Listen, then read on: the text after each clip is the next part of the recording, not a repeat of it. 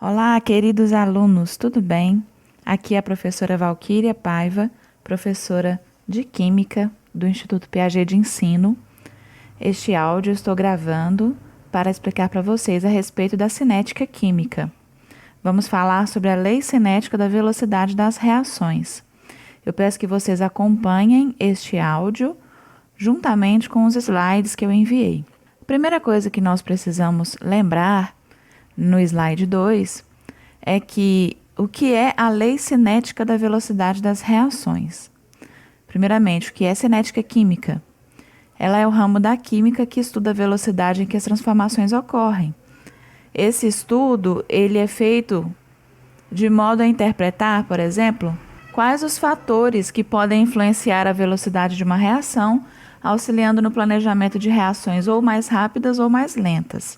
Essa lei da velocidade, ou lei cinética da velocidade das reações, ela recebe muitos outros nomes, como, por exemplo, lei da ação das massas, equação da rapidez, lei cinética da reação, ou também lei de Goldberg-Weiss. Passando para o terceiro slide, nós vemos que, considerando uma reação genérica como Azinho-azão reage com Bzinho-bzão, formando Czinho-czão mais Dzinho-dzão, nós teremos que a lei cinética ou a lei de velocidade para essa reação, ela vai ser escrita como V, que é velocidade, vai ser igual a K. Então, se você olhar no slide à sua direita, você vai ver que K significa constante de velocidade ou de proporcionalidade, vezes concentração de A, então reagente A elevado a X, X a gente chama de ordem do reagente A, vezes concentração de B elevado a Y. Então, concentração do reagente B em mol por litro e o Y significando ordem do reagente B. Quando nós falamos assim, que X e Y são expoentes determinados experimentalmente, são denominados ordem da reação, nós podemos calcular essa ordem da reação a partir de experimentos que nós observamos. Então, quando nós somamos o X e o Y, nós falamos que temos a ordem da reação global. Então, quando nós calculamos a velocidade de uma reação, ela sempre será proporcional às concentrações molares dos reagentes. E vai ser elevada, essas concentrações vão ser elevadas a expoentes que são determinados experimentalmente, como nós já dissemos. Portanto, a velocidade vai mudar a cada temperatura. A taxa de desenvolvimento de uma reação ou a velocidade de uma reação é diretamente proporcional ao produto, ou seja, a multiplicação, das concentrações em quantidade de matéria, ou seja, em mol por litro, elevadas a expoentes que são determinados experimentalmente. Essa constante K, ela não depende da concentração dos reagentes, mas ela depende de outros fatores que influem na velocidade das reações, principalmente do fator temperatura. Passando para o slide 4, falando de reação elementar. O que é uma reação elementar? É aquela que ocorre em uma única etapa. Então, na lei de velocidade de uma reação elementar, os expoentes x e y são iguais aos coeficientes estequiométricos que acompanham cada uma das substâncias. Lembrando lá no slide 3, vocês viram que o Azinho acompanhava o Azão, E o Bzinho acompanhava o Bzão. Então, o Azinho seria o coeficiente estequiométrico do Azão e o Bzinho o coeficiente estequiométrico do Bzão, ou seja, aquele númerozinho que vem antes da fórmula química. Então, no caso de uma reação elementar, que é a que ocorre em apenas uma única etapa, a velocidade será dada por K, que é a constante, vezes a concentração do reagente A em mol por litro, elevado ao seu coeficiente estequiométrico, multiplicando-se a concentração do reagente B em mol por litro, elevado também ao seu próprio coeficiente estequiométrico. No slide 5, nós vamos ver um exemplo para ficar mais fácil. Então, nós temos uma reação elementar, que é a reação de 2 mols de monóxido de carbono gasoso, reagindo com 1 mol de oxigênio gasoso, formando 2 mols de gás carbônico. Então, vejamos que, que a velocidade dessa reação se dará por constante, né, V igual a K que é a constante, que geralmente o exercício nos dá, ou a gente calcula tendo os outros dados, vezes a concentração do CO, que é o primeiro reagente, elevado a 2. Veja que esse 2 vem lá do coeficiente estequiométrico do monóxido de carbono, da reação química, vezes a concentração em mol por litro do oxigênio elevado a 1. Quando nós vemos, então, esta reação elementar, nós dizemos que a ordem do reagente CO, que é o monóxido de carbono, é da ordem 2, e a ordem do reagente oxigênio é da ordem 1. A reação global desse slide 5, a ordem global desta reação seria 2 mais 1, ou seja, seria 3, a ordem global dessa reação. Vejamos no slide 6, o exemplo 1. Vamos considerar então essa reação de hidrogênio gasoso que reage com iodo gasoso, formando 2 mols de ácido iodídrico gasoso. Repetindo essa reação 3 vezes, essa experiência 3 vezes em laboratório, se nós mantivermos temperatura constante e variando apenas a concentração dos reagentes, nós chegamos aos resultados que estão aí nessa primeira figura, onde está escrito experiência primeira, segunda e terceira, que é essa primeira tabela. Então, vamos ver aí. Da primeira para a segunda experiência, a concentração do H2, que é a segunda coluna, foi mantida constante. Se nós observarmos a terceira coluna, a concentração do I2 dobrou, ou seja, passou de 0,1 para 0,2 mol por litro. Olhando a coluna da velocidade da reação, observe que a velocidade da reação também dobrou, ou seja, foi multiplicada por 2. Quando nós vemos, então, essa relação, nós entendemos que isso indica que a velocidade da reação é diretamente proporcional à concentração de I2. Então, a concentração de I2 nesse caso será 1. No caso da segunda para a terceira experiência, nós vamos inverter a situação. A gente observa que a concentração do iodo, do I2, foi constante, ou seja, permaneceu em 0,2 mol por litro, e dobrou-se a concentração do H2, ou seja, de 0,1 mol por litro passou para 0,2 mol por litro, ou seja, dobrou.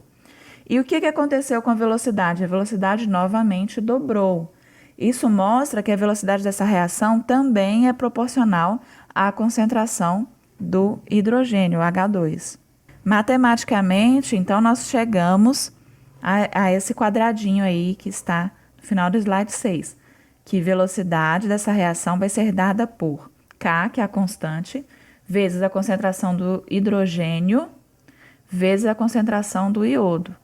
Então, K é a constante de velocidade ou constante cinética, H2 é a concentração, H2 entre colchetes, é a concentração de gás hidrogênio em mol por litro, e I2 entre colchetes é a concentração do I2 em mol por litro. Slide 7. Ainda considerando essa mesma reação química, se num dado volume nós tivermos uma molécula de H2 e uma molécula de I2, você pode observar aí na primeira experiência que está desenhada no slide 7, elas terão certa probabilidade de se chocarem e a reação vai ter uma certa velocidade. Então, nessa primeira experiência, com uma molécula de cada um dos reagentes, nós teremos uma certa velocidade.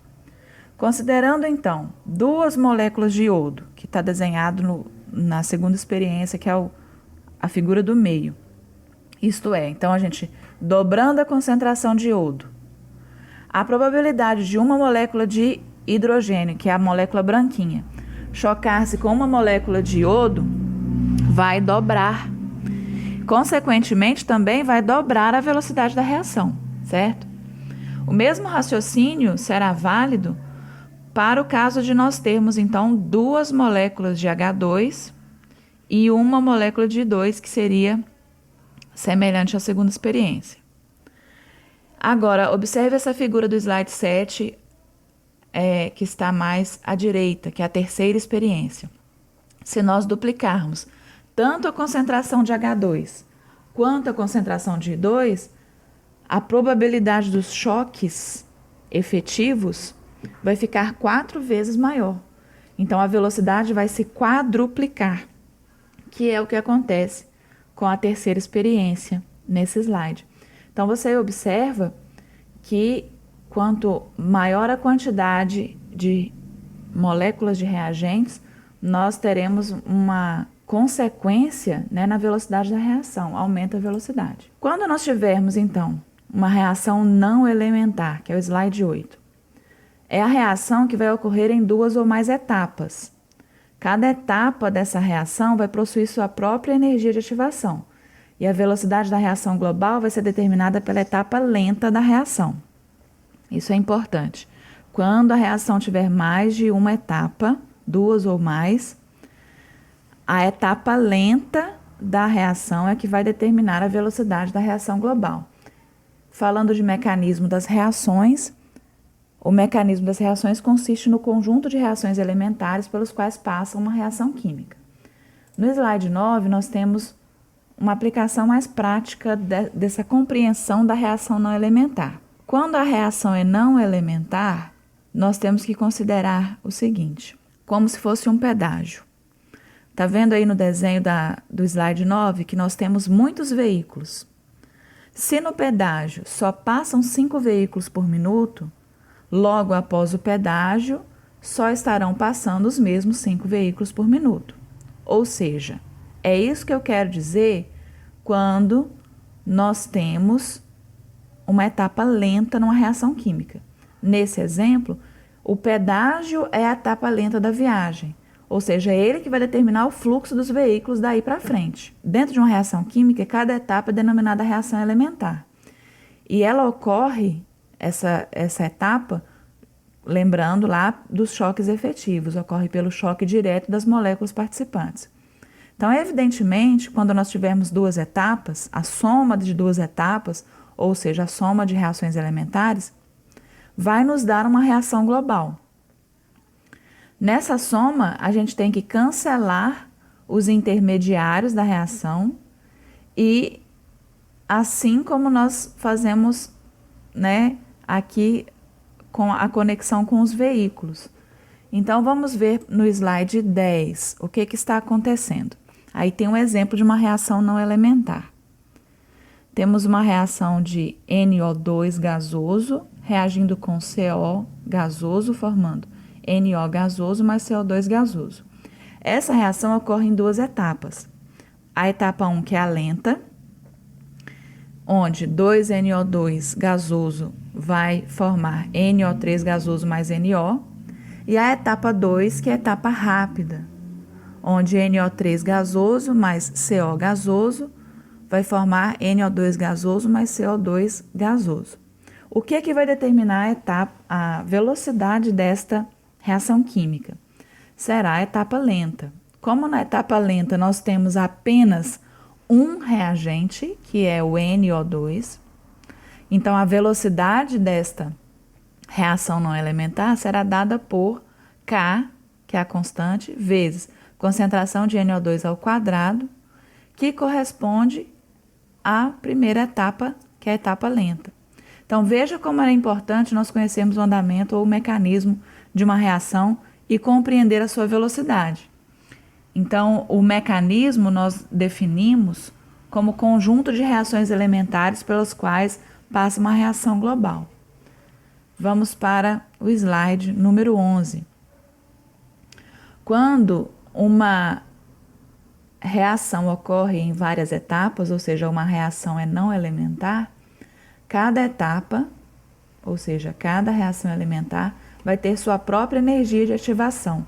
Veja no slide 11, esses morrinhos dessas curvas do gráfico demonstram, então, essas etapas.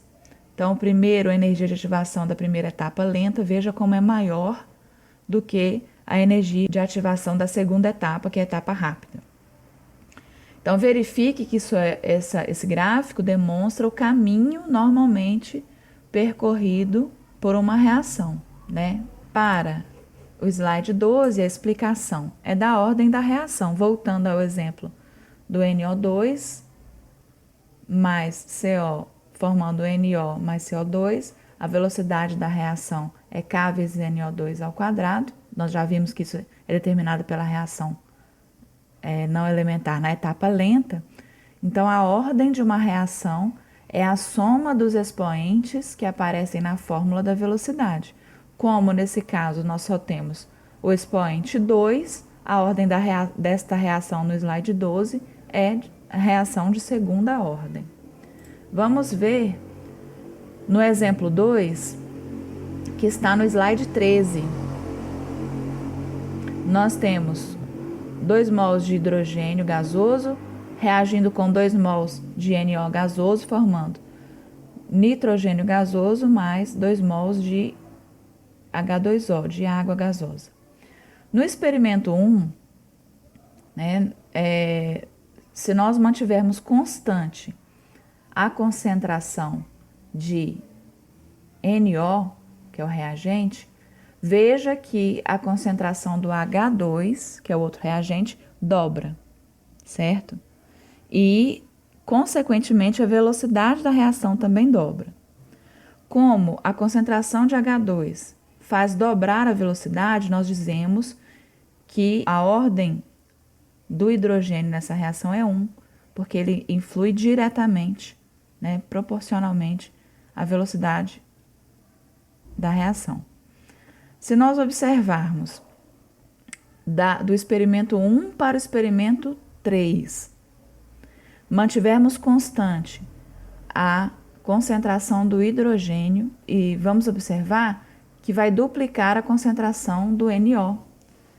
Então, a velocidade não duplica nesse caso, ela quadruplica. Ou seja, como que a gente sabe se é de primeira ordem, se é de segunda ordem? No caso aí, é só você pegar quantas vezes a velocidade aumentou, que é 4, e dividir por quantas vezes a concentração do reagente aumentou, que é 2. 4 dividido por 2 dá 2. Então, nós entendemos que a concentração do NO nesta reação será de segunda ordem. Por isso que a velocidade fica, então, K, que é a constante, vezes concentração do hidrogênio elevado a 1, a concentração do hidrogênio, que é a seta vermelhinha, cor de rosa aí, aumenta a velocidade na mesma proporção. 2 dividido por 2, proporção é 1. Então, por isso que o expoente do hidrogênio, da concentração do hidrogênio nessa fórmula é 1. E do NO, a concentração do NO, o expoente é 2, porque quando aumenta 2 vezes a concentração do NO, a velocidade quadriplica, aumenta 4 vezes. Então, 4 dividido por 2, a proporcionalidade é de 2. E aí nós temos esse expoente 2. Então, a velocidade vai ser igual a constante vezes concentração do hidrogênio elevado a 1 vezes concentração do NO elevado a 2. Essa é a lei cinética para este processo. Muito obrigada, pessoal, por assistir. Fiquem com Deus, inscrevam-se no meu canal do YouTube. Um beijo grande e tchau.